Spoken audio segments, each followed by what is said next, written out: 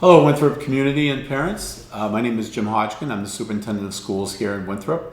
First of all, I want to say how happy I am to be the superintendent here and how welcoming the community has been since I started on July 1st.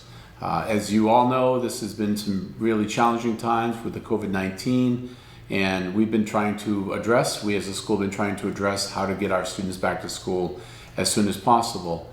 I have created, using our back to school committee and feedback from the parents, a document for frequently asked questions, and it'll be posted. It looks like this.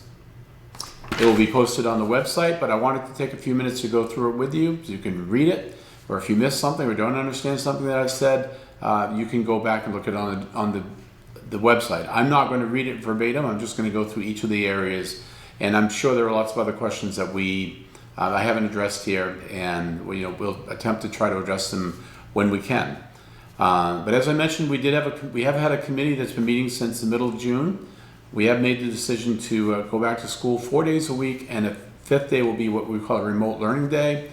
It's not a day off for the students. There's work they should be doing at home, and we'll see how that goes once school starts and we see who actually is attending school. So let me quickly go through the questions, and I'll do a brief answer to the questions as it's written here in the document.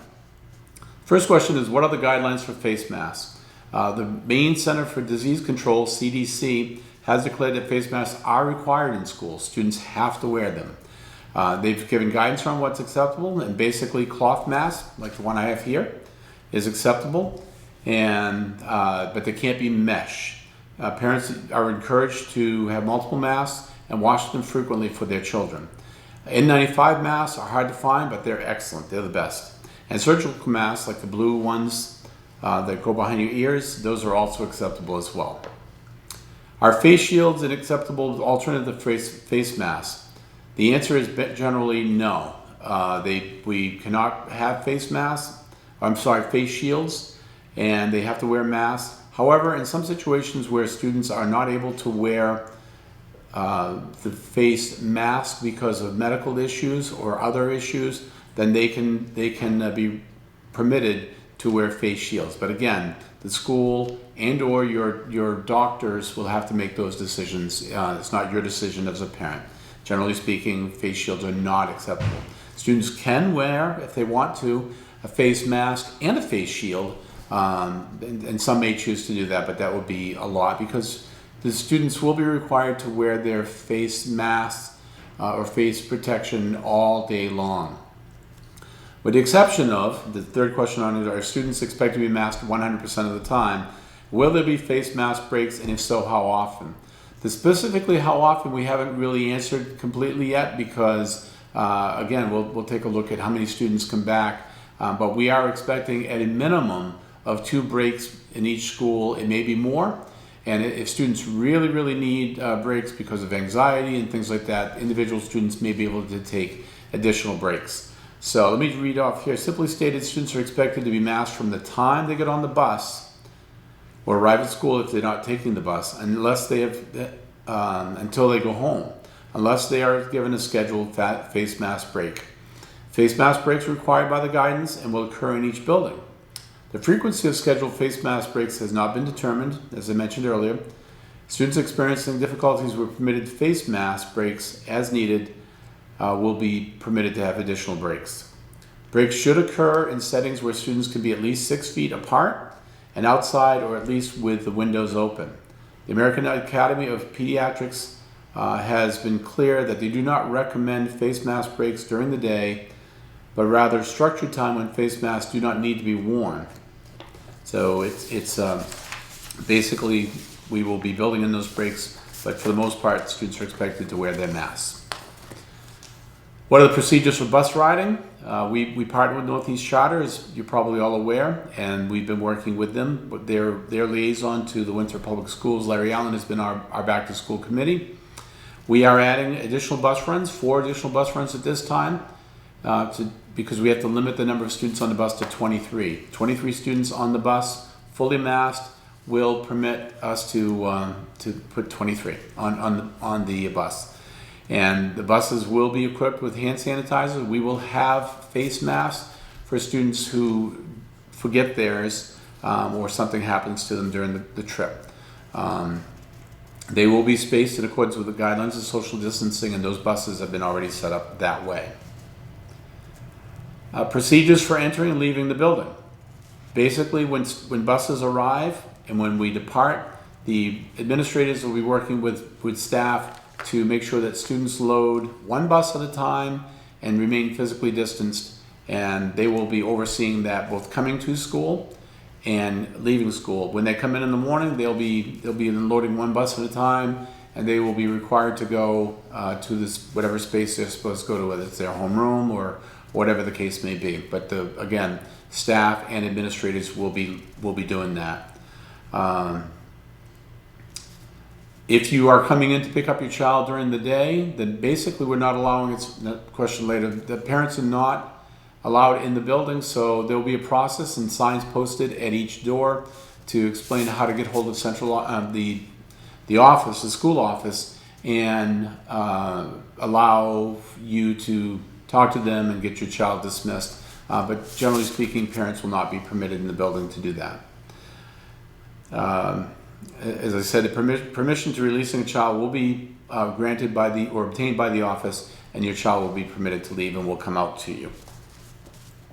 Hand hygiene. Staff will be trained in proper hand hygiene, washing techniques and such, and all the related issues with respect to hand hygiene. They will be in turn expected to work with their students on proper hand washing techniques. Parents are encouraged to reinforce hand washing at home, and information on proper hand washing is also available on the district website. The next question, how have the classrooms and other spaces at school been evaluated and set up? I can tell you in each of the buildings, the building administrators have gone through. I happened to tour the grade school today and saw that all of the tables or desks have been set up, not tables, just desks, have been set up 6 feet apart. And at most of the grades, most of the classrooms here at the grade school, that permits about 15 students in each class. So if we have more than 15 students a class, then we're going to have to use other space in the schools, such as the multi-purpose room here at the grade school for those students. And we're making the same provisions and same considerations in the middle school and the high school. What technology has been provided to the remote learners? What technology has been purchased for staff, and how was this all paid for?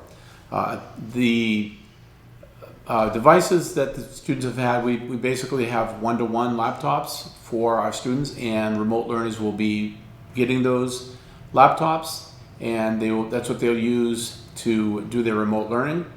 And teachers have received a second computer or a second device that they will use because they can't use their computer to teach and also to do remote learning. So that they will be getting a second device.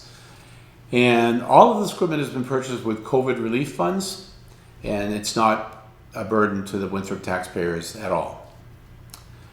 Have arrangements been made for extra and more frequent cleaning and sanitizing? Yes. I have have a separate contract with our contracted custodial service, and they will be coming in and they will be more of a presence during our day. Right now they currently clean after school. They're responsible for after school cleaning, but they will be involved during the day. They will primarily be responsible for the high touch areas such as desktops, the cafeteria tables, doorknobs, door handles, all of those types of things. There's a long list of things that they will be going around excuse me, to make sure they are cleaned. Please explain the process for checking for COVID symptoms. This is a bit of a challenge, and it starts with, there's a list on our website that's put out by the Maine Center for Disease Control about what parents should do in checking their students or monitoring their students before they come to school. If they have any of the COVID symptoms that are on that list, they should keep their students home and let us know. Once they get to school, if in the classroom a child complains or the teacher notices they have a fever a cough or other type of COVID symptoms, they will send them to the nurse, and the nurse will make a determination about whether or not that, what needs to happen. If they believe there might be a chance that they have contracted COVID-19, they will put them in an isolation room, and then the parents will be called and be asked to come and pick those students up. The next question, what's the protocol for students who travel out of state? Again, this is kind of a little bit out of our control. If students or their parents travel out of state to a state that's not designated by Maine as a reciprocal state or permissible state, then they may be required to quarantine. They may be required to have a COVID test, depending on where they go, what the circumstances are. And I don't mean to be vague, but it's not that specific that this, something will happen if they go to a place they're not supposed to be according to Maine guidelines. They don't necessarily, we'll have to know that, and we'll have to make a decision on an individual basis. All I can really tell you is that in all of these situations, what we're really committed to is probably, some people may think we're going overboard with safety. I don't think it's possible for us to go overboard with safety. We really need to make sure we're putting safety as the #1 priority. And if there's any chance that a child has been exposed either due to travel or parent traveling, we're going to take the safest approach. I should also say that if for some reason they are required to quarantine or stay at home, and they were attending school in person, that they will be permitted. They will have their devices, and they can join remote learning while they are being quarantined. What what can students bring to school? This is primarily a grade school question, but it can apply to all of them. Students can bring whatever they want in terms of their own personal use or property. For instance, if they wanted to bring Legos, they can bring Legos to school. They just are not permitted to share that. Same thing with food. They can bring whatever food they want to bring to school, but there will be no sharing. Their stuff is their stuff. And lastly, can parents, community members come into the school building? I kind of mentioned that earlier, that for the most part, our buildings are closed to the community and to parents. There will be procedures posted at each of the buildings to let us know, or let you know, how to contact the office, and you can get permission for your child to be. They will verify that you are who you say you are, and they will get the child and release the child to your custody.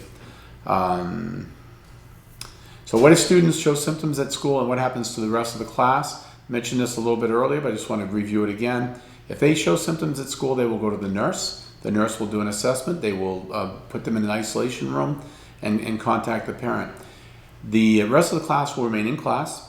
And if a student does have a positive test, then we will of course be contacting all of the parents, not just of the class, but in the school.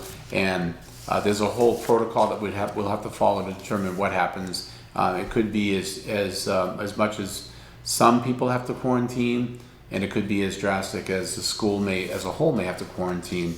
That's why it's not easy to give an answer. So those are, again, from this list. You can go on the website and check it out. And if you don't know, the website is winthropschools.org. And you can go on and see this. And there's a lot of other information on the website, COVID information. There's a specific heading just for COVID. And I certainly encourage you to go on the website and take a look at that information. So thank you for your time. And I hope we can have a safe and productive and positive year. Thank you.